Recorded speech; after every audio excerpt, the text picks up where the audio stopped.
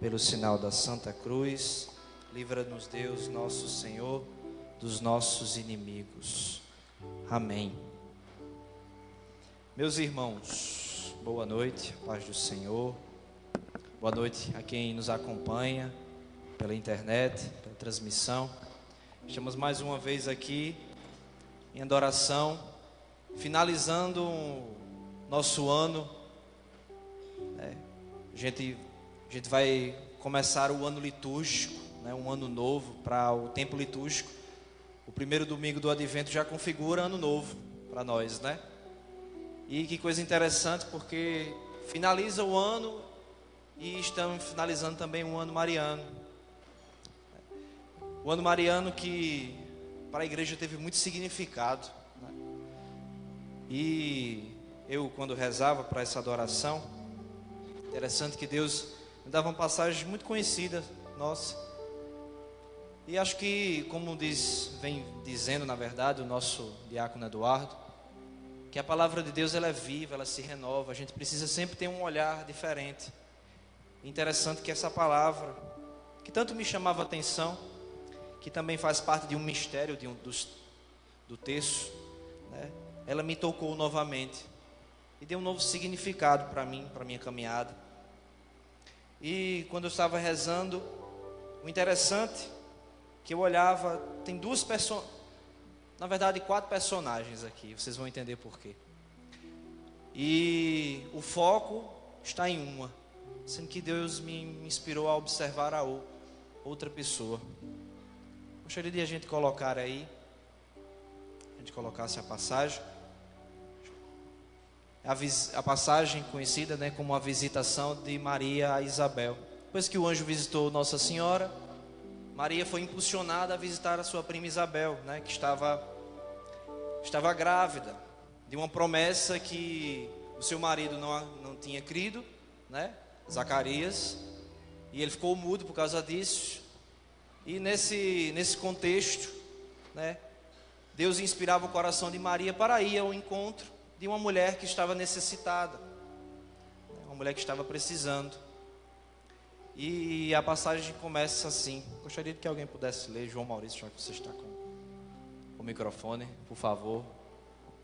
Naqueles dias, Maria se levantou e foi às pressas às montanhas, a uma cidade de Judá. Entrou em casa de Zacarias e saudou Isabel. Ora, apenas Isabel ouvia a saudação de Maria. A criança estremeceu no seu seio, e Isabel ficou cheia do Espírito Santo, e exclamou em alta voz: Bendita és tu entre as mulheres, e bendito é o fruto do teu ventre. De onde me vem esta honra de vir a mim, a mãe do meu Senhor? Pois assim que a voz de tua saudação chegou aos meus ouvidos, a criança estremeceu de alegria no meu seio. Bem-aventurada és tu que creste, pois se hão de cumprir as coisas que da parte do Senhor te foram ditas. Palavra da salvação. Pois bem, não sei se vocês repararam, mas tem 4 personagens nessa palavra, Primeiro é Maria, e no seio já tinha o fruto, do verbo, que era Jesus. E os outras 2 personagens é Isabel e João Batista, já estava também no seio de Isabel. E Deus me inspirava a olhar para essa mulher, Isabel, Só para eu contextualizar um pouco do que, quando eu li essa passagem, que o meu coração impulsionou, saltou, foi pelo fato de que Isabel, se a gente fizer uma leitura, ela estava necessitada dessa visita de Maria.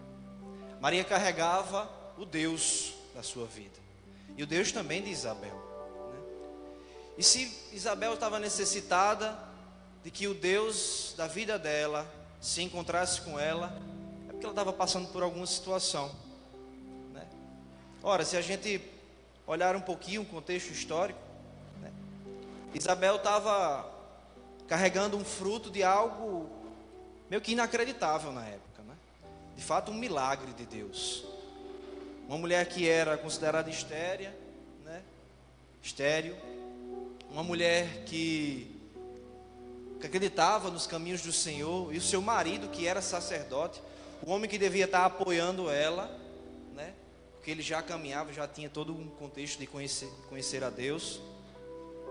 E simplesmente quem mais sofreu com isso foi o próprio Zacarias. Zacarias ficou mudo, não podia, coitado, não podia nem falar com ela, não podia nem consolar ela com as palavras, porque mudo estava. E Maria se encontrava nessa situação. Meio que nos tempos de hoje a gente podia até dizer que ela estava desesperada, aflita, né? Porque se ela era estéril e veio esse milagre, acho que passaria pela cabeça dela de que, rapaz, essa gravidez é de risco, como a gente vê por aí, não é? Essa gravidez é de risco. E quando eu olhei para essa passagem, quando eu vi essa visita, quando eu vi que Isabel olhou para Nossa Senhora e viu esse sinal de esperança, ela acreditou tanto que o Espírito Santo remexeu o ventre, remexeu com o seu filho, né? E alguns teólogos dizem, né, até na nossa tradição da igreja diz que São João Batista tinha sido batizado no Espírito Santo, já com a presença de Maria, com Jesus em seu seio, né? Ou seja, essa mulher viu essa oportunidade, ela adorou, e ela passou por esse processo de cura e libertação. E quando eu estava pensando nesse tema, na verdade, o tema já veio assim pronto, né? Adorando, curando e libertando, sabe? E eu vou dividir a minha pregação hoje nesses 3 pontos: no adorar, no curar e no libertar.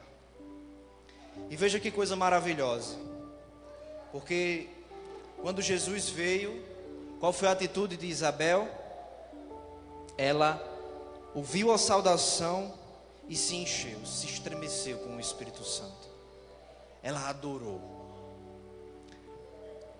A palavra de Deus em Mateus capítulo 22, não me recordo qual o versículo, diz que devemos adorar ao Senhor nosso Deus com todo o nosso entendimento, né, com todo o nosso coração, com toda a nossa alma, com todas as nossas forças.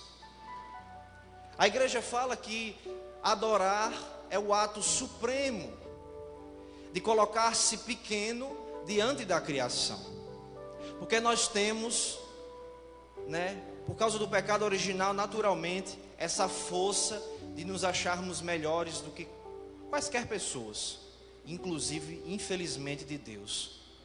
Então, quando nós colocamos o nosso coração impulsionados a adorar, impulsionados a dizer a Deus que Ele é Deus, colocar o nosso coração diante do senhorio de Jesus, estamos dizendo a nós mesmos que nós somos pequenos, que nós não somos nada e que precisamos de fato colocar Deus em primeiro lugar, porque é Ele que deve regir a nossa vida. E quando Mateus, que é o próprio Jesus falando que nós devemos adorar o Senhor Deus com todo o nosso coração, nós temos que ter na ideia, inicialmente intelectual, racional, de que se é o nosso coração, a nossa adoração ela deve partir perante todas as nossas, tudo que a gente carrega de emoção, de emotividade, de tudo aquilo que hoje, na nossa vida, na nossa realidade, estamos passando.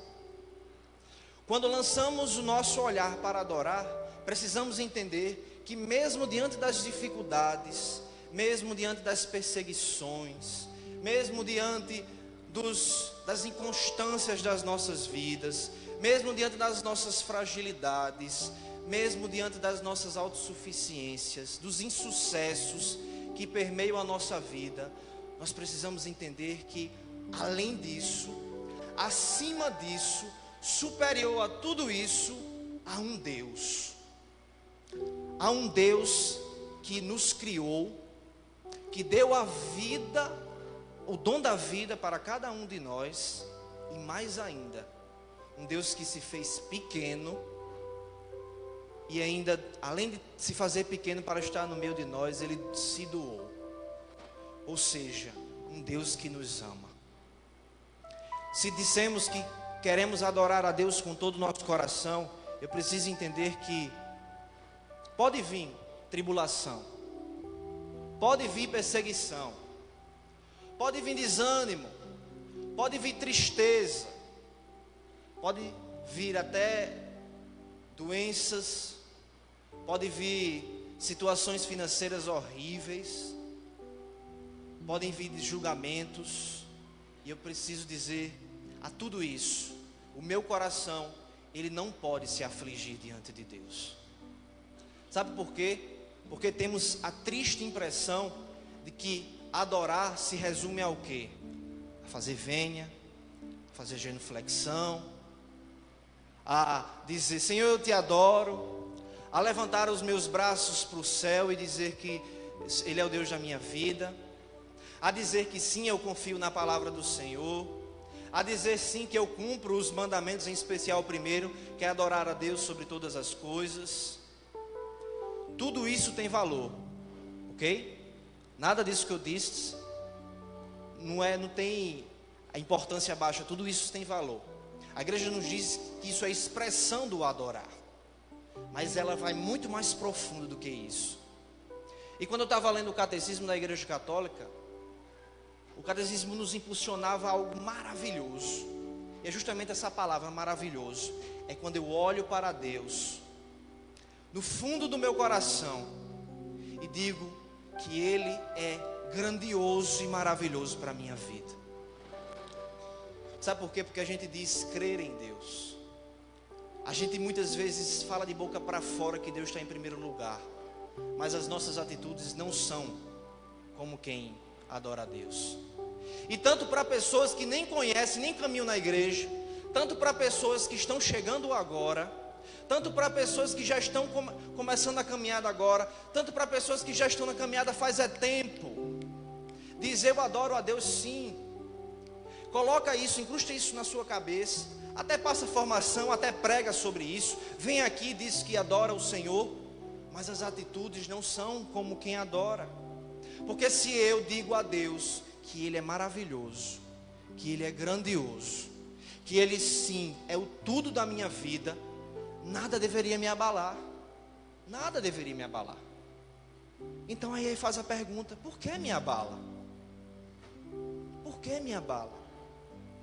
Diego, é muito difícil porque adorar é um processo. Eu quando me converto, eu preciso de um processo, sim, de fato.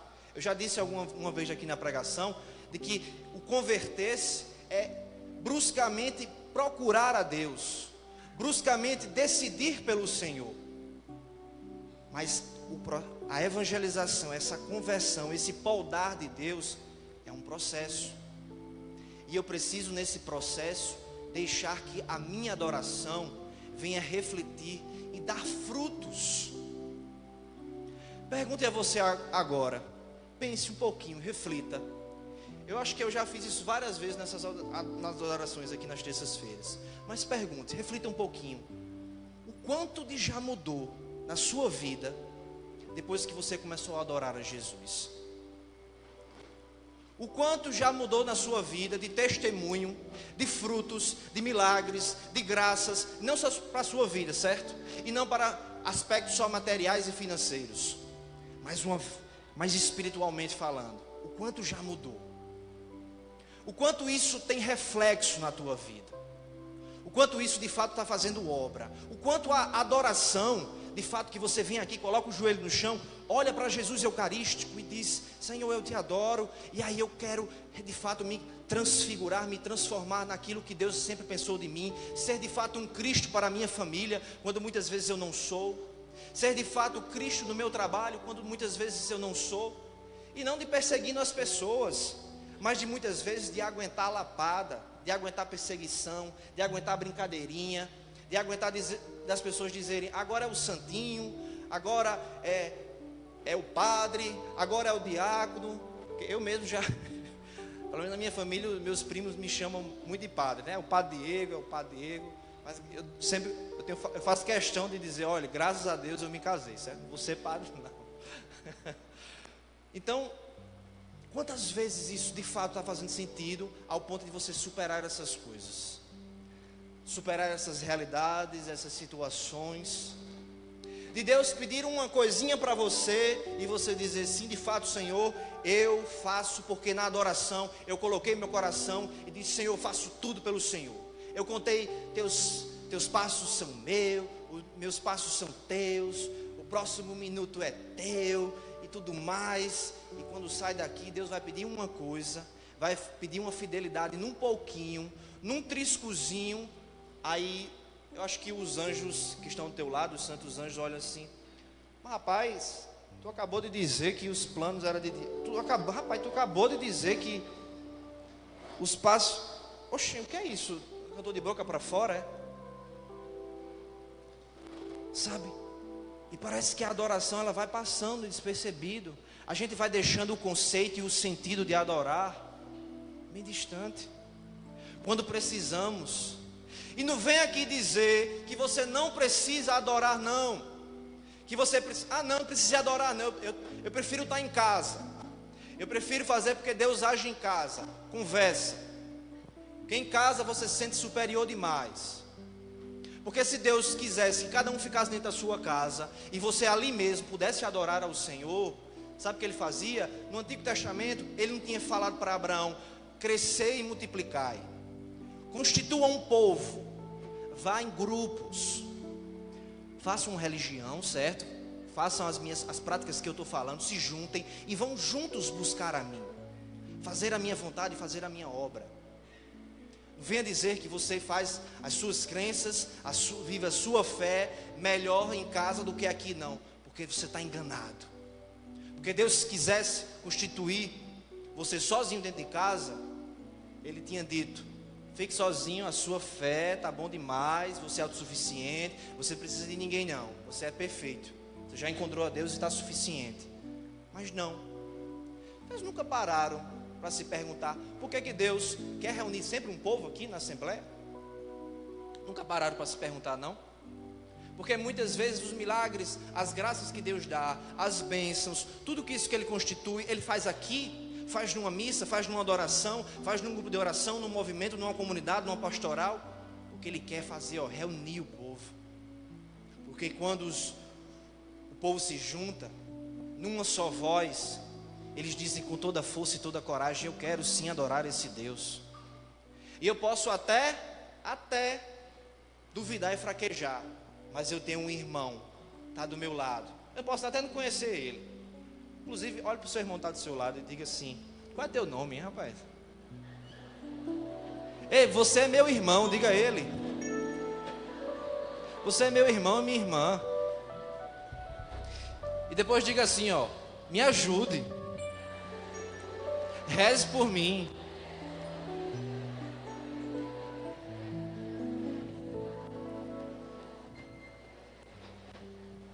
Pois bem,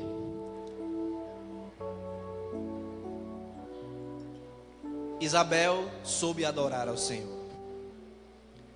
Ela quis viver esse aspecto de viver adorando.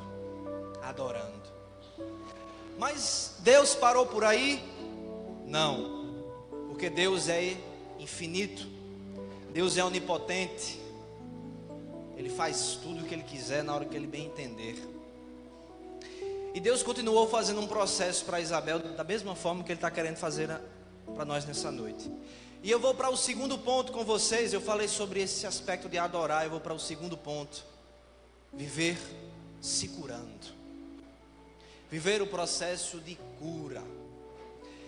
E aqui eu vou passar uma informação bem rapidinha para dizer a vocês que cura é tudo aquilo que sai do aspecto de má formação do que Deus quis para o que Ele sempre pensou. Cura. E existem dois tipos de cura: o físico, que aí envolve o físico mesmo, a nossa matéria, o corpo, psicológico, e a cura espiritual. E Deus, vou dizer uma coisa para vocês, Deus quer sim nos curar. Mas, meus irmãos, eu vou dizer uma coisa para vocês: Deus quer fazer milagre na tua vida, certo? E não venha aqui me dizer que Deus age, os milagres de Deus são coisas extraordinárias, porque não são. Porque se você pegar todo o evangelho, certo? Jesus passou 3 anos andando no povo, curando, libertando, realizando milagres na sua vida, fazendo prodígios, e disse mais: ide, pregai o evangelho, batizai o povo, realizai milagres, expulsa demônio, converte o povo. Mas sabe o que acontece? O povo não crê, o povo não tem fé, simplesmente, o povo não acredita. Sabe por quê, meus irmãos? É de forma ordinária, porque Jesus, quando chegou na sua casa e ficou triste, porque as pessoas da sua terra, o reconheceram, viram que ele era filho de um carpinteiro, disseram: ah, é filho de José, é filho do carpinteiro, não é ninguém não. E a palavra de Deus diz que lá ele não realizou milagres, não realizou, infelizmente. E vou dizer uma coisa para vocês, eu falo na autoridade do nome de Jesus: Deus quer realizar curas no meio de nós hoje. E vou dizer mais, na autoridade do nome de Jesus e pela palavra que a mim foi constituída e a cada um de vocês que são batizados, Deus quer realizar curas e milagres na nossa vida sempre. Mas aí é que está o problema. Achamos que a cura, ela tem que ter esse toquezinho, esse aspecto de milagrezinho, de sortilejo, de mudar a vida e eu, tá bem. Entenda uma coisa: o único objetivo que Deus quer realizar o milagre na nossa vida é para nos converter.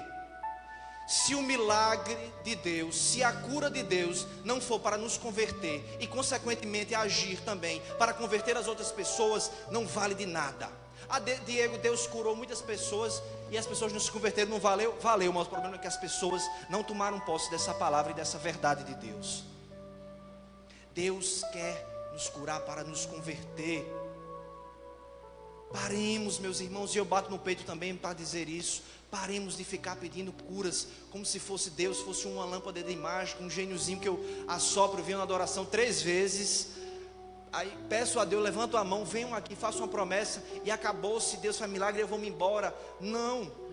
Se a cura não tiver o aspecto de trazer você para perto, ela não estava fazendo efeito na sua vida.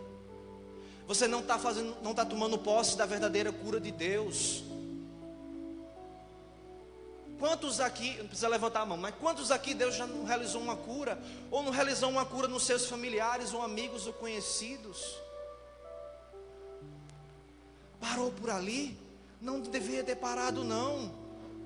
Era para essa cura, o testemunho dessa cura, como muitos irmãos de comunidade e muitos outros em adoração também que bebem aqui do nosso serviço, vem aqui e testemunham e converte e aquece o coração e dá vontade de a gente pedir mais, de a gente seguir mais a Deus. A cura deveria fazer isso, porque Jesus Cristo, quando ele disse para muitos que ele curou, ele vai e não peques mais, vai e se converta, para dizer assim, ó, vai, certo? Se converte, vive uma vida nova e glorifica o nome do Senhor. Isso que deveria fazer a cura. Por isso, vou até abrir um parênteses, que a cura ela tem um aspecto muito doloroso. Quantas pessoas aqui não conhecem ou já passaram por uma situação, por exemplo, de câncer, de doenças graves demais, e a gente vai pedindo cura, tá certo, que bom, louvado seja Deus, que se Deus fizer a cura, mas se Ele não fizer, meus irmãos, eu não estou dizendo que é difícil, porque isso não chegou a mim, mas eu quero, em nome de Jesus, que se vier isso à minha vida, eu quero ter um processo de me converter mais ainda, porque a doença vem muitas vezes para dar o start na nossa vida, para dizer, olha, só foi assim, porque se não fosse assim, tu não tinha prestado atenção em mim. Se fosse assim, se não fosse dessa forma, você não iria voltar aqui, proclamar, converter a tua vida, converter muitas pessoas. Como eu conheci um caso de um homem que teve uma doença, participei um pouco da vida dele durante pouco tempo, e ele deu um testemunho num encontro que eu tive com ele, e ele já estava nesse encontro, ele já estava perdendo o movimento das pernas, e eu chorei que só também não é difícil, né, eu chorar. Eu chorei que só no testemunho dele, porque ele olhou e disse: minhas pernas estão desfalecendo. Eu antes de Jesus, minha mulher me atazanava. Eu era um ateu declarado, eu dizia que eu não preciso de Deus porque eu estou bem. E aí Deus colocou a doença dele. E no final do testemunho ele disse assim: eu estou parando, o movimento das pernas parou, os meus braços eu já estou começando a sentir. Ele disse, nesse final de semana, que era justamente o dia do encontro, ele já estou começando a sentir nesse final de semana que os movimentos das minhas mãos estão parando. Mas depois, diante de tudo que Deus já fez na minha vida, do que eu já converti pessoas, e ele falou sem soberba nenhuma, uma pessoa livre, certo? No espírito. E tantas pessoas que já converti com o meu testemunho. Sabe uma coisa? Se Deus curar, louvado seja Ele. Mas se Deus não curar, também louvado seja Ele. Porque foi através dessa doença que eu encontrei com o meu Senhor. E daquilo dali, eu pude perceber o quanto a nossa vida é passageira e frágil. O quanto nós precisamos ter noção de que aqui eu vou ter 70, começar de baixo, certo? 70, 80, 90, 100, isso não é liquidação não, certo? 100, 120 anos. A nossa vida só vai ter isso, certo? No máximo 120 anos. Sabe quanto é a eternidade? Sei lá quanto é a eternidade. É 1000, né? Milênios. É a eternidade, minha gente, é infinito. E a gente se submete a querer viver a vida aqui. Enquanto Deus está dizendo para a gente: acorda, desperta, levanta-se, geração. Porque eu estou voltando, eu sou o Senhor da tua vida. Eu dou a tua vida e ainda recompenso em eternidade. Eu te salvei.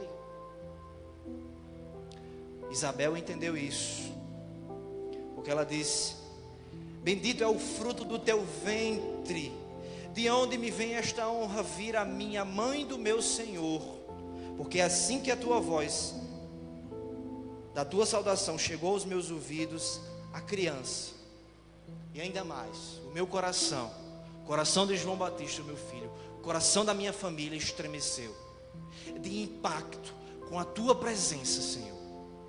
Essa deve ser a nossa oração. Essa deve ser a nossa oração. Uma mulher curada. Meus irmãos, diante disso eu vou para o terceiro ponto, para finalizar a minha adoração, ou minha pregação. A adoração não vai começar ainda. Isabel compreendeu que ela precisava ser liberta. E acho que tem um erro muito grande, principalmente no ciclo de renovação carismática, novas comunidades, de achar que libertação é sinônimo de exorcismo. Não é não, certo? Libertação é tudo aquilo que nos tira do mal para estar diante de Deus. Pelo um processo de plenitude, certo? Porque a plenitude de chegar em Deus é um processo. Então, quando eu vou me libertando, quando eu vou me curando e quando eu vou me libertando, eu vou percebendo do quanto eu tenho mal em mim e o quanto esse mal precisa sair de mim. Quanto ele precisa sair de mim. Pois bem, a libertação tem esse sentido. E olhe, as pessoas têm uma mania muito feia. Levanto minha mão que às vezes eu tenho isso também, certo? As coisas começam a dar errado na minha vida, Deus começa a agir, começa a fazer, tocar os caminhos, botar a mão dele, e quando as coisas começam a dar errado, eu faço: rapaz, isso é o demônio, rapaz, Satanás está me perseguindo. Eu vou deixar uma coisa bem clara para cada um de nós aqui: Satanás está sempre nos perseguindo. sempre, a todo instante, até o milésimo segundo, até o último instante, antes da vinda de Deus, Satanás está querendo nos tirar do caminho do Senhor. Mas a partir do momento que eu creio na palavra do Senhor, de que onde há luz não há trevas, quando eu aceito Jesus Cristo, quando eu adoro, Ele está em primeiro lugar na minha vida, quando eu aceito a cura dEle verdadeira para a minha conversão, eu preciso entender que a libertação precisa ser um processo cada vez mais intenso de Deus, porque diante de Jesus, quando eu adoro, eu coloco Ele em primeiro lugar, de fato, não de boca para fora, não com emoçõezinhas não, que passam. Quando eu coloco Ele de verdade na minha frente e digo que Ele é o Senhor, com todo o meu coração, com toda a minha alma, com todo o meu entendimento e com todas as minhas forças, de fato, a libertação acontece e a gente nem vai sentindo. Então paremos com essa mania feia de dizer: eu preciso exorcizar, eu preciso fazer não sei o quê. Você precisa sim, porque você precisa tirar o mal da sua vida. Há casos sim específicos, mas 90% geralmente é preciso processo de conversão na nossa vida. E quando a gente começa a se converter, colocar o nosso coração diante da vontade de Deus e começa a realizar o que Deus quer de fato, a libertação ela acontece naturalmente. Porque eu não tenho força para nada não. A palavra de Deus diz que sem mim nada podeis fazer. Nada fazer, ou seja, eu não tenho força para nada não. Quem luta comigo, batalha comigo, sabe quem é? Os anjos, os santos, Nossa Senhora, que sim, ela tem a capacidade de pisar na cabeça da serpente e tirar todo o mal da minha vida. Esses de fato, essas pessoas, essas criaturas de fato lutam por mim. Eu não faço nada, eu não tenho força para nada. Porque se a gente não tivesse Deus, se cada um de nós aqui não tivéssemos Deus, onde é que a gente estaria? Perdido, longe, distante, destruído, como muitas vezes a gente vem. Isabel compreendeu isso, e o que ela disse: bem-aventurada és tu, porque creste, pois se hão de cumprir as coisas que da parte do Senhor te foram ditas. Depois dela declarar que Jesus está ali na frente dela, ela disse: eu creio e eu quero viver o que Deus quer para ti. E a partir disso, por este louvor, que uma mulher que olhava para ela e disse: eu creio, eu quero viver isso, Maria, com toda a sua glória dentro de si, nosso Senhor Jesus Cristo, ela pôde cantar esse canto que Maera cantou aqui. A minha alma glorifica o Senhor. E finaliza: acolheu a Israel, o seu servo, nós, cada um de nós, conforme prometeram aos nossos pais, conforme promessa do Senhor para a nossa vida. O que é que Deus inspirou aqui através da minha boca? De que Ele tem curas, tem libertações sim, de fato. Mas se isso não vier acompanhada de uma decisão firme no Senhor, não vai ter sentido. Você vai pegar seu milagre como feito um sortilegio e vai sair daqui, tua vida não vai mudar em nada. Você não está tomando posse. Pois eu quero que você faça um exercício nesse momento. Bata no teu peito e diga assim: hoje eu quero adorar. Hoje eu quero me curar.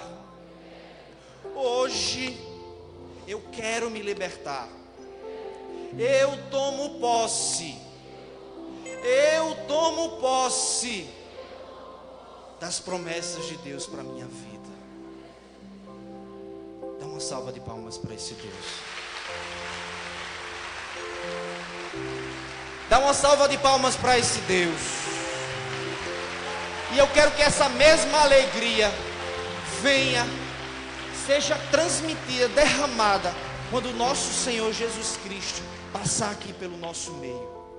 Quando Ele vier aqui, da mesma forma que Ele caminhou nos caminhos e dizia: você está curado, sua cegueira saiu, eu tiro essa doença da tua vida, eu curo você, eu liberto você, eu mudo a tua vida, vem me seguir, abandona teus pecados. É isso que Deus está dizendo a mim e a você hoje. Venha a mim, me adore, me adore. Por isso, meus irmãos, Gostaria de que a gente pudesse, antes de adorar, louvado seja Deus, por providência divina, fiquemos de pé. O Santíssimo ainda vai entrar no nosso meio.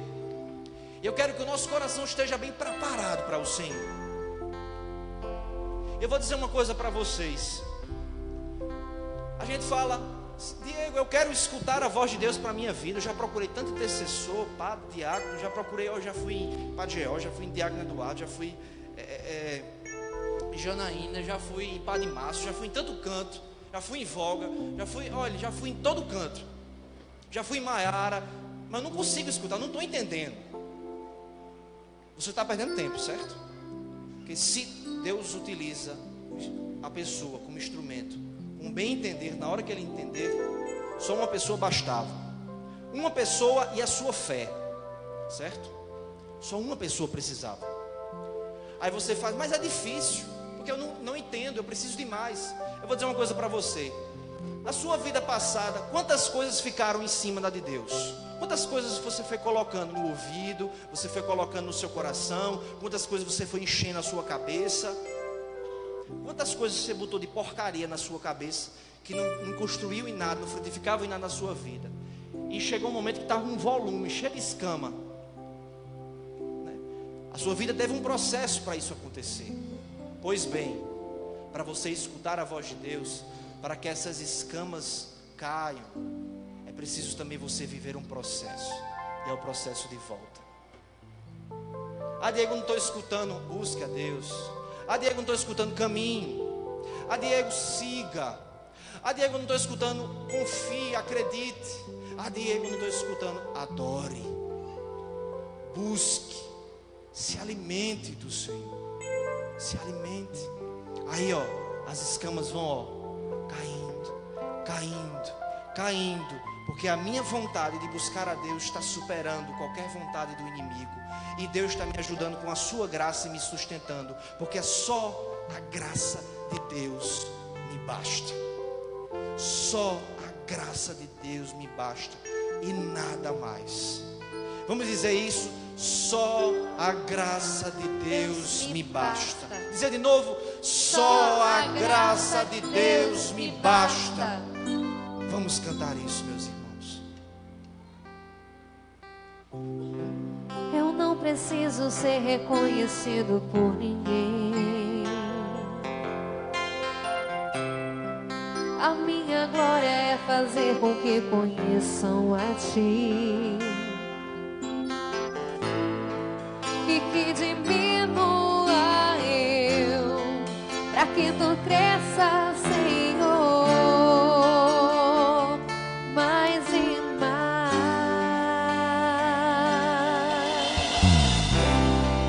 E como serafins que cobrem o rosto ante a Ti, escondo o rosto para que vejam Tua face em mim. E que diminua eu, para que Tu cresça, Senhor,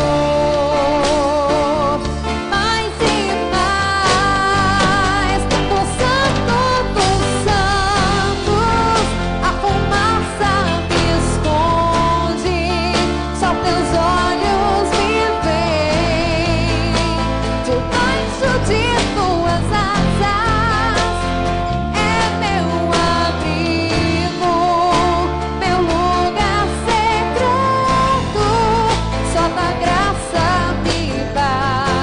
Tua presença é meu prazer.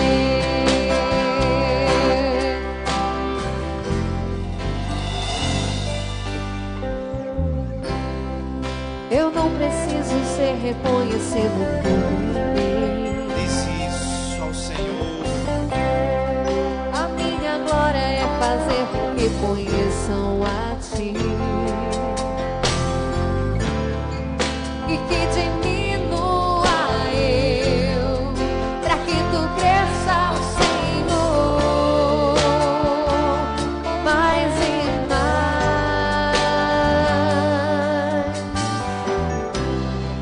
E como serafins que cobrem o rosto ante a Ti, Recebe esse Senhor na tua vida. escondo o rosto pra que vejam tua face em mim. Lança teu coração a Ele. E que diminua eu, pra que tu cresça, Senhor. Mais e mais, dos santos, a fumaça me esconde, só teus olhos me veem, debaixo de tuas asas é meu abrigo, meu lugar secreto, só tua graça me basta, tua presença é meu prazer. Os santos, a fumaça me esconde, só teus olhos me veem, debaixo de tuas asas é meu abrigo, meu lugar secreto, só tua graça me basta, tua presença é meu prazer. Só tua graça me basta, tua presença é meu prazer. Só tua graça me basta, tua presença é meu prazer. Só tua graça me. Só tua graça, Senhor. Só tua graça me basta, tua presença é meu prazer.